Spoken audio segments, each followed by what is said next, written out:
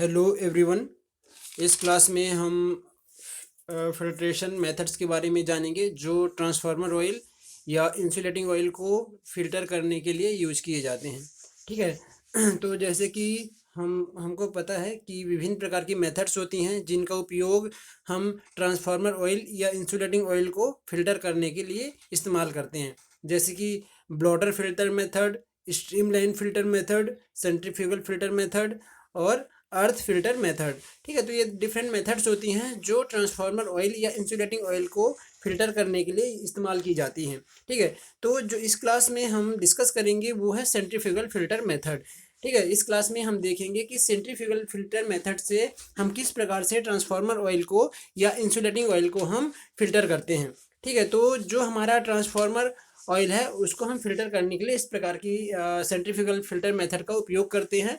ठीक है, तो इसका दूसरा नाम भी यदि हम जान देखें तो ये ग्रेविटी डिपेंडेंट मेथड के नाम से भी इसको जाना जाता है। ठीक है, जो सेंट्रीफ्यूगल फिल्टर मेथड है, ठीक है, या सेंट्रीफ्यूगल ऑयल प्यूरिफायर, इसको हम ग्रेविटी डिपेंडेंट मेथड के नाम से भी जानते हैं। ठीक है, यहाँ पर आप देखोगे तो ये ट्रांसफार्मर है। ट्रांसफार्मर इसमें आपका इंसुलेटिंग ऑयल भरा होता है। ट्रांसफार्मर का टैंक होता है, इसके अंदर इंसुलेटिंग ऑयल या ट्रांसफार्मर ऑयल भरा होता है। उस ट्रांसफार्मर ऑयल को हम प्यूरिफाई करने के लिए इस मेथड का इस्तेमाल करते हैं। ओके, अब यहाँ पर आप देखेंगे तो यहाँ पर दो इनलेट वाल्व दिख रहे हैं। ये एक इनलेट वाल्व और एक यहाँ पर आउटलेट वाल्व। तो ये इनलेट वाल्व किसके लिए है? हमारे फिल्टर के लिए। जो हमारा फिल्टर का जो पूरा ये सिस्टम है यहाँ पर, इसके लिए ये इनलेट वाल्व है। और जो ये है ये आउटलेट वाल्व है, ये इसके लिए फिल्टर के लिए ये आउटलेट वाल्व का काम करता है। ठीक है, तो हम ट्रांसफार्मर से इंसुलेटिंग ऑयल को लेते हैं। जो हमारा टैंक होता है, ट्रांसफार्मर का टैंक होता है, उससे हम इंसुलेटिंग ऑयल को लेते हैं जो कि इम्प्योर होता है, इम्प्योर ट्रांसफार्मर ऑयल होता है। और उसके बाद हम इस फिल्टर प्रोसेस से गुजारने के बाद में हम उस प्योर ट्रांसफार्मर ऑयल को हम पुनः ट्रांसफार्मर के अंदर फिल कर देते हैं। मतलब इम्प्योर ट्रांसफार्मर को हम यहाँ पर प्योर ट्रांसफार्मर ऑयल में, हम इम्प्योर ट्रांसफार्मर ऑयल को प्योर ट्रांसफार्मर ऑयल में कन्वर्ट करने के लिए हम इस मेथड का उपयोग करते हैं। इसके अलग अलग कंपोनेंट या इसके अलग अलग पार्ट्स होते हैं जो कि आप देखेंगे। यहाँ पर रेगुलेशन वाल्व होता है जो ट्रांसफार्मर ऑयल को रेगुलेट करता है। ठीक है, उस वाल्व को कंट्रोल करने का काम करता है, आप ऐसा भी कह सकते हैं। इसके बाद में आप देखेंगे तो यहाँ पर इसके अलग अलग कंपोनेंट होते हैं। ठीक है, जैसे कि स्ट्रेनर, ठीक है, इनपुट पंप, इसके बाद में हीटर चैम्बर होता है। इसके बाद आप देखेंगे तो यहाँ पर आपको सेंट्रीफ्यूगल पंप्स होता है, दिखाई देगा। ठीक है, ये आपका सेंट्रीफ्यूगल पंप होता है। फिर इसके बाद में यहाँ पर आपके साइड ग्लास होता है। ठीक है, इसके बाद में आप देखेंगे तो यहाँ पर वैक्यूम चैम्बर भी, यहाँ पर वैक्यूम चैम्बर भी होता है जो कि यहाँ पर आपको दिखाई दे रहा है।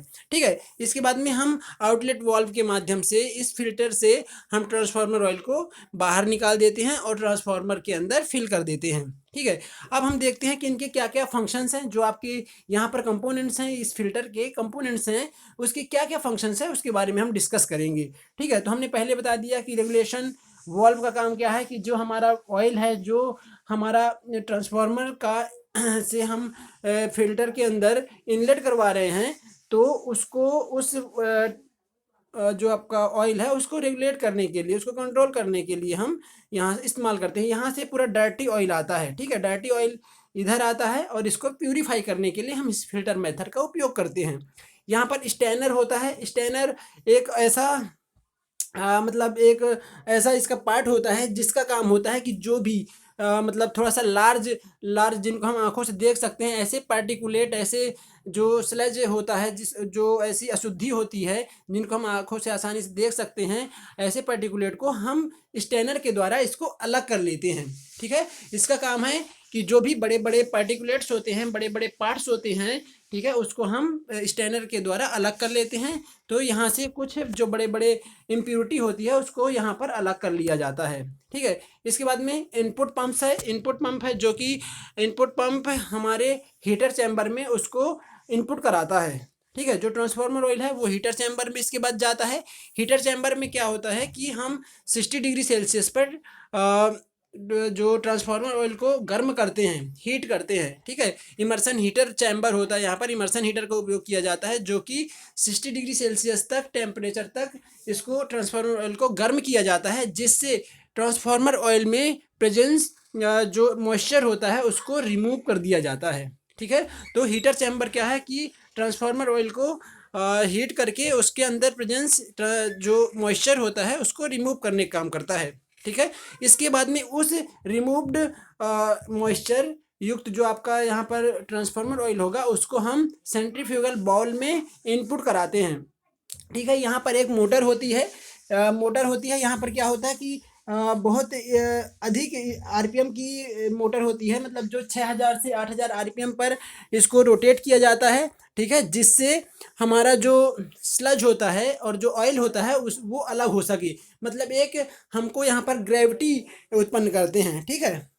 इसके बाद में आप देखोगे तो यहाँ पर साइड ग्लास और वैक्यूम टैंक होते हैं, जो कि इसमें वैक्यूम टैंक में स्पेशली यहाँ पर जो विभिन्न प्रकार की गैसेस अशुद्धि होती है, गैसेस इम्प्योरिटी होती है, ठीक है, उसको हम रिमूव करने के लिए यहाँ पर हम वैक्यूम टैंक का उपयोग करते हैं, ठीक है। इसके बाद में जो हमारा पंप है ये यहाँ से इसको डिस्चार्ज करता है और आउटलेट वाल्व के माध्यम से हम फिर से ट्रांसफार्मर में हम इनपुट करा देते हैं जो भी हमारा ट्रांसफार्मर ऑयल होता है, ठीक है। तो ये इसके पार्ट्स के बारे में हमने जानकारी ले ली। अब हम इसका वर्किंग प्रिंसिपल देखते हैं कि ये वर्क कैसे करता है, ठीक है, वर्क कैसे करता है या इसके प्रिंसिपल क्या होता है, ठीक है।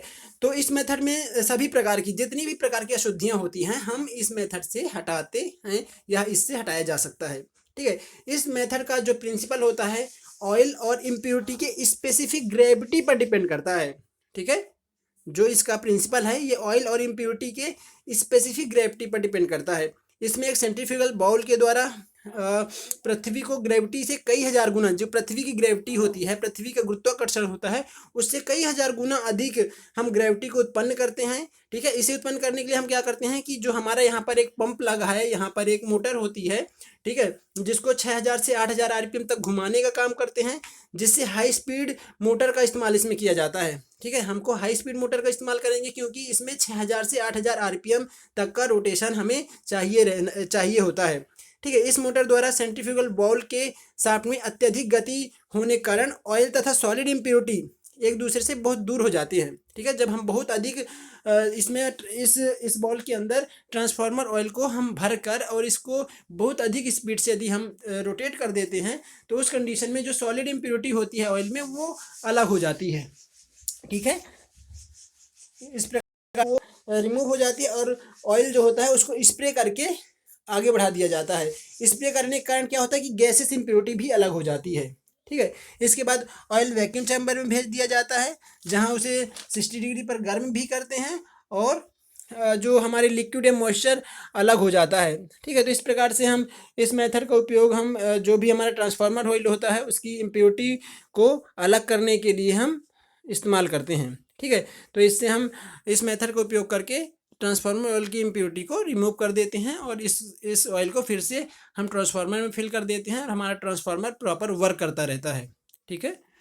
Okay, thank you.